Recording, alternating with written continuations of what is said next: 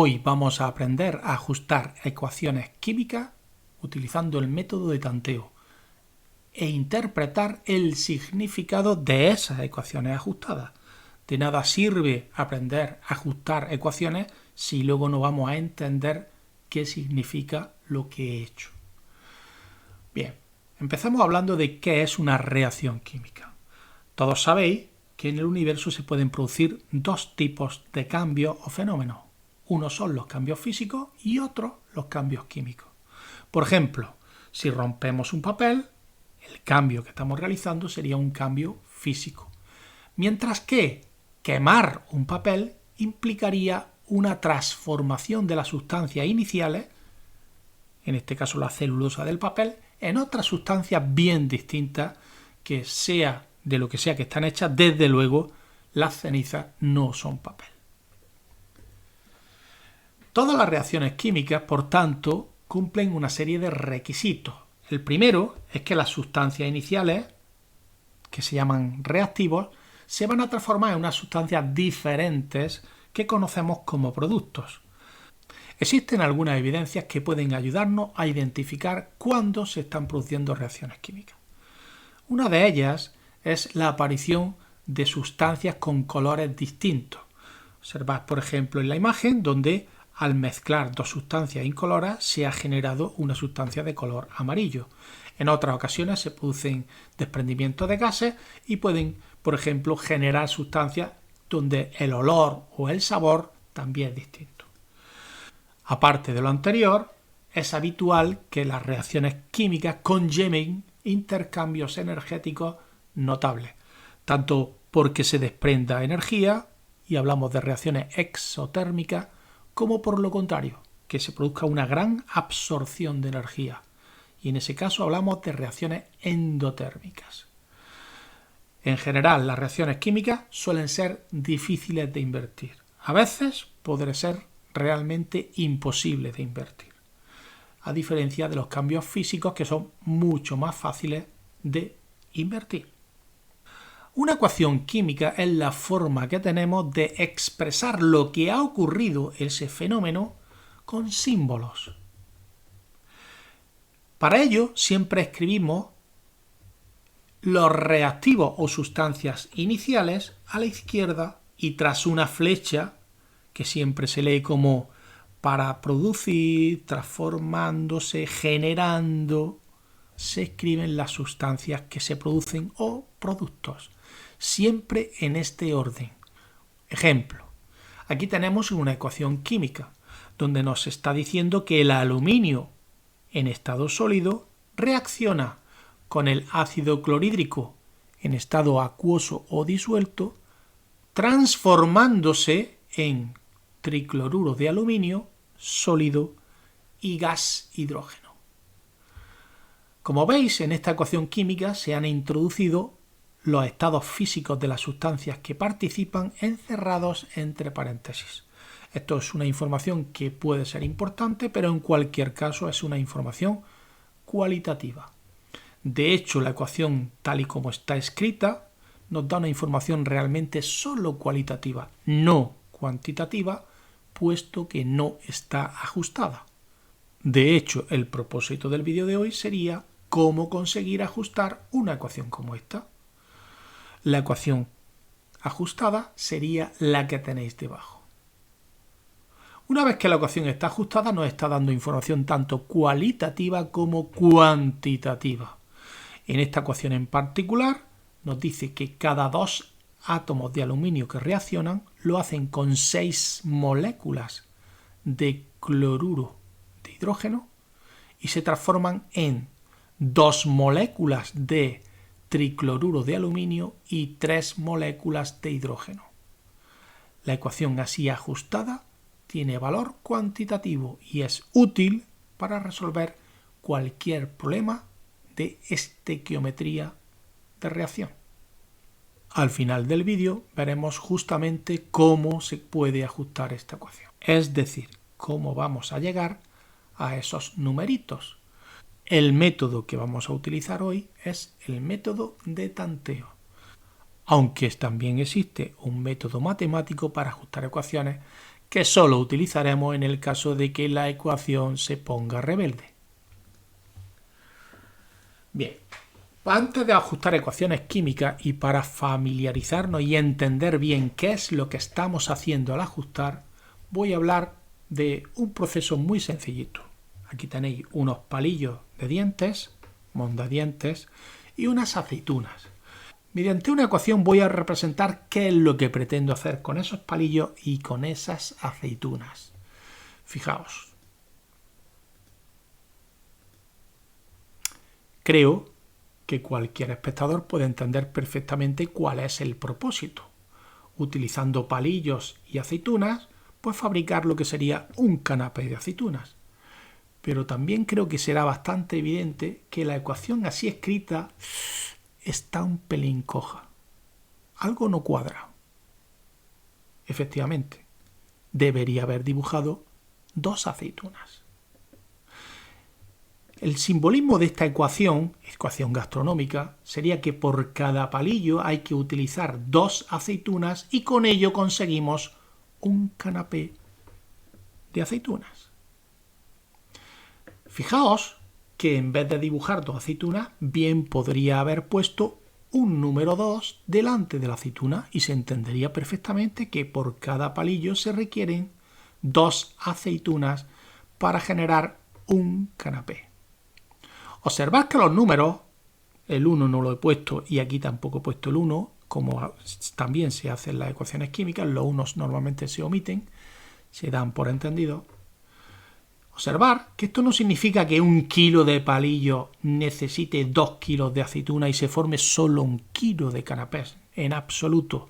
Los números que están indicados hacen referencia a cantidad, no a gramos. No tenemos por qué saber cuánto pesa un palillo o una aceituna para hacer un canapé siguiendo esta mecánica. Por cada palillo, 2 aceitunas y se genera un canapé. Con esta ecuación así ajustada, podría yo, por ejemplo, preguntaros, oye, ¿y si tengo 100 palillos y 100 aceitunas, cuántos canapés se pueden obtener? Solo se van a poder generar 50 canapés, ya que en 50 canapés ya estaría gastando los 100 aceitunas, con lo cual me sobrarían bastantes palillos, la mitad. Bueno, pues la pregunta que acabo de hacer con respecto a esta receta gastronómica es homóloga de lo que sería resolver un problema de reacciones químicas. Vámonos ya con las reacciones químicas. Mirad, aquí tenemos una frase en forma de palabra donde dice que el hidrógeno, que es una sustancia química, reacciona con el oxígeno, otro elemento, y se transforman en agua. Si queremos escribir este hecho, el hecho de que el hidrógeno y el oxígeno se transformen en agua, reaccionen transformándose en agua, tenemos que hacer uso de la formulación química. Y por supuesto saber que el gas hidrógeno es un gas diatómico, al igual que el oxígeno, que también es diatómico, mientras que la fórmula de la molécula de agua es H2O. La ecuación así escrita nos da una información cualitativa. Simplemente nos indica que el hidrógeno y el oxígeno reaccionan y se transforman en agua, pero no tiene valor cuantitativo.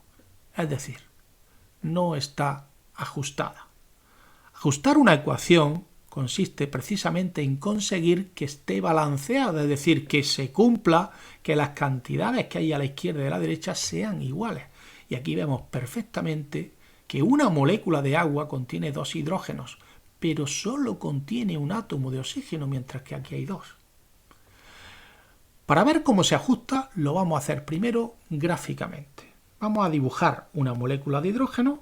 Sabemos que las moléculas de hidrógeno son diatómicas, estaría formada por 2 átomos de hidrógeno unidos, reaccionando con una molécula de oxígeno. Como veis, los átomos de oxígeno los he dibujado más grandes y con distinto color para que se diferencie, y se transformarían en una molécula de agua. Lo que acabo de poner debajo es básicamente lo mismo que tenemos arriba, pero dibujando las moléculas con un modelo de bolas. Se ve perfectamente que esto no encaja, porque aquí tengo en los reactivos, las sustancias que reaccionan, 2 átomos de oxígeno, mientras que una molécula de agua solo contiene un átomo de oxígeno. Como es imposible tener menos cantidad que una molécula de oxígeno, es evidente que si una molécula de oxígeno reacciona, como mínimo se van a producir 2 moléculas de agua. Por tanto, el resultado tendrían que ser 2 moléculas de agua. Pero claro, para que se produzcan 2 moléculas de agua, hacen falta 4 átomos de hidrógeno, y aquí solo tengo 2. Con lo cual, todo encajará si ponemos 2 moléculas de hidrógeno. Observad que ahora la ecuación sí está ajustada, ya que disponemos en los reactivos de 4 átomos de hidrógeno, al igual que hay en los productos, 4 átomos de hidrógeno, y 2 átomos de oxígeno, al igual que en los productos, porque hay 2 moléculas de agua, cada una de las cuales contiene un átomo de oxígeno. Por tanto, si olvidamos el dibujito y ponemos los números en la ecuación, tendríamos que 2 moléculas de hidrógeno reaccionarían con una molécula de oxígeno, solo una, transformándose en 2 moléculas de agua. Estos números que hemos introducido no son más que proporciones. Cada 2 moléculas de hidrógeno tienen que reaccionar con una molécula de oxígeno, pero lógicamente si tuviéramos 20 moléculas de hidrógeno, serían necesarias 10 moléculas de oxígeno, la mitad. Si reaccionaran 20 moléculas de hidrógeno, se producirían 20 moléculas de agua, el mismo número, ya que la proporción es la misma. Recordad, los números que acabamos de escribir para ajustar la ecuación, que se conocen como coeficientes estequiométricos, no sirven para masas, solo sirven para moléculas o para moles. 2 moles de hidrógeno reaccionarían con 1 mol de oxígeno y se transforman en 2 moles de agua. Vamos con otro caso. Ahora nos dicen que el amoníaco, en estado gaseoso, se obtiene haciendo reaccionar gas nitrógeno con gas hidrógeno. Vamos a escribir esta reacción. Ojo que el amoníaco es el producto, se obtiene, por tanto es el producto de la reacción. Escribimos la ecuación sin ajustar. Nitrógeno gaseoso más hidrógeno gaseoso producirían amoníaco gaseoso. Ya sabemos que el estado físico podríamos haberlo eliminado para ajustar. ¿Cómo se ajusta esta ecuación? Y ahora nos vamos a tirar de los pictogramas y los dibujitos de arriba. Vamos a hacerlo directamente. Fijaos, en el producto tengo 3 átomos de hidrógeno, mientras que, como solo tengo una molécula de momento, solo habría 2. Está claro que para que coincidan los átomos de hidrógeno que hay en los reactivos y en el producto, voy a tener que multiplicar. Fijaos que el mínimo común múltiplo de 2 y 3 es 6. Sería buena idea poner aquí un 2 y allí un 3. De esa manera tendríamos 3 moléculas de hidrógeno, que son 6 átomos de hidrógeno, y 2 moléculas de amoníaco que también contienen los 6 átomos de hidrógeno. Observad que casualmente al poner este 2, estamos poniendo 2 átomos de nitrógeno, de forma que la ecuación ya quedaría perfectamente ajustada. La interpretación de esta ecuación ya ajustada sería que cada molécula de nitrógeno reacciona con 3 moléculas de hidrógeno y se transforma en 2 moléculas de amoníaco. Pero como antes, también insisto, esos números que acabamos de poner, que no sirven para masa, también valen para moles, ya que recordad que mol significa cantidad, es la unidad de cantidad. Es decir, un mol de nitrógeno reaccionaría con 3 moles de hidrógeno y se transformarían en 2 moles de amoníaco. Puede que alguien piense cómo va a ser que si tengo 4 moles al principio solo aparezcan 2 moles al final. Pues sí, claro que sí. Mirad en la receta de antes de la aceituna, de un palillo y 2 aceitunas, que son 3 unidades, solo obteníamos un canapé. pero estaba claro que el canapé pesaba lo mismo que el palillo y las aceitunas que habíamos utilizado. Aquí pasa igual. De hecho, vamos a comprobar que se cumple perfectamente la ley de conservación de la masa, es decir, que la masa de las sustancias que reaccionan coincide con la masa de los productos. Fijaos, un mol de amoníaco en realidad pesa o tiene una masa de 28 gramos, ya que la masa atómica del nitrógeno es 14. Bien, mientras que 3 moles de hidrógeno serían 6 gramos y 2 moles de amoníaco son 34 gramos, ya que la masa molar del amoníaco son 17. Observad cómo coincide que la suma de los reactivos coincide con los productos.